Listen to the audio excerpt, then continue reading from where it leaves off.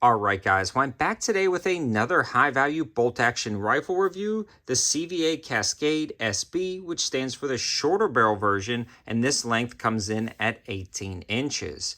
It's a very interesting jack-of-all-trades rifle, and I'm really excited to finally get a CVA Cascade out to the channel. The first time I shot one was with my investment banker. Since going full-time YouTube, I had to figure out what to do with my 401k in 2024, was talking with an investment banker from my local bank, and he during that conversation mentioned that he loves hunting and long-range shooting, and actually had a couple of CVA rifles that he was a big fan of. So he brought him out to the range after we did some discussion about my future of my financial planning, and we ran some rounds through his CVA rifles, and I really fell in love with the platform. Went and did some research and realized that they were the sister company of Bergara. And then it all clicked. It made sense why they were such nice rifles, especially for the money. I've bought about 3 or 4 Bergara rifles, and they are amazing actions, great precision shooters, but this one's going to be a little bit more affordable, so we will talk about the positives and negatives of the CVA Cascade rifle. Now, before we dig too far into the rifle, I do want to mention a huge supporter of the channel, AAC, and their 308 ammo. I ran their 150 grain through this rifle, and it ran absolutely great. Shot it a little bit for groups, didn't really bench rest it, but off the tripod, and it was a tack driver. This is a great high-value 308 round to utilize in a wide variety of situations, everything from semi-auto to bolt action. It does good. For more information on AAC, you can head over to the campsite page, and you can get a lot of info just about a lot of the things I feature on the channel over there. You'll definitely want to check it out. But back into the overview of this rifle. What I liked about it was it does a lot of things well. It's almost a jack of all trades, master of none type rifle, but definitely not in a negative way. The 18-inch barrel is short enough that it will be a great hunting rig to climb up in a deer stand and be good to go without being overly large. It's a heavier profile barrel, so for precision shooting or match shooting, you can run a lot of rounds through it without heating up a pencil-thin profile barrel. It's also kind of that bull barrel feel, but not overly heavy to where it's going to be too heavy to hunt. It's a free floated barrel, and the stock around it's pretty nice. We'll take a look at that more in a second. Threaded 5/8 by 24 from the factory, running a can on the end exclusively the entire time, and it was running absolutely great.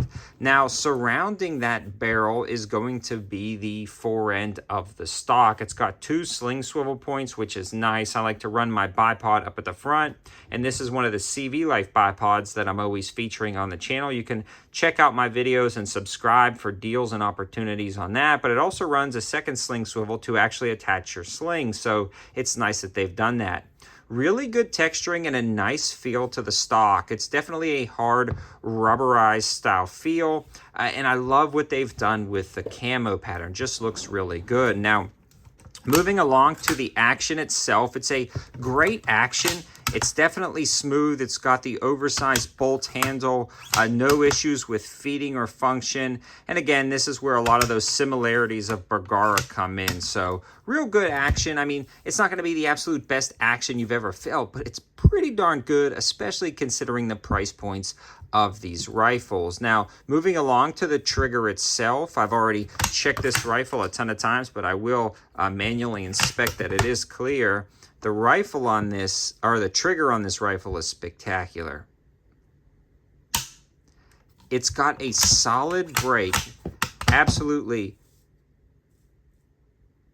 no take up whatsoever, a crisp break. It's not super light. It's not going to be overly light for a hunting rifle, but it's going to be nice enough for a precision shooter. Again, bridging that gap between a hunting rifle and a precision rifle. If I had to pick one 308 and I didn't want to spend $1,000, I mean, I'm going with this or a Bergara. And this one's going to save you a couple $100 over the equivalent Bergara. So again, great option here, especially with that extended or oversized bolt handle, the smooth action, and the trigger on this. Now, moving along further to the rest of the stock itself, very ergonomic, nice texturing, great cuts on here.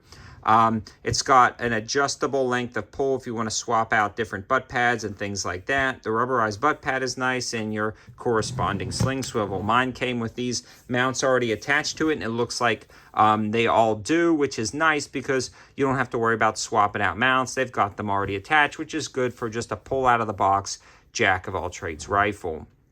In summary, I've become a huge fan of the CVA Cascade line. It was plenty accurate down at the range. We took this out to about 200 yards, popping little 4-inch plates, no problem, all day long. Tripod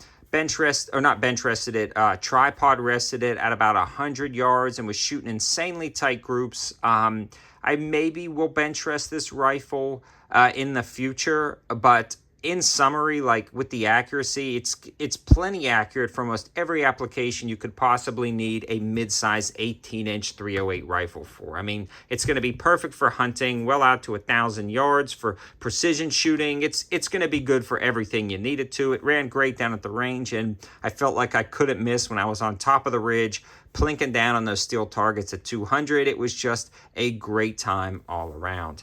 Thanks for watching, guys. Have a good one.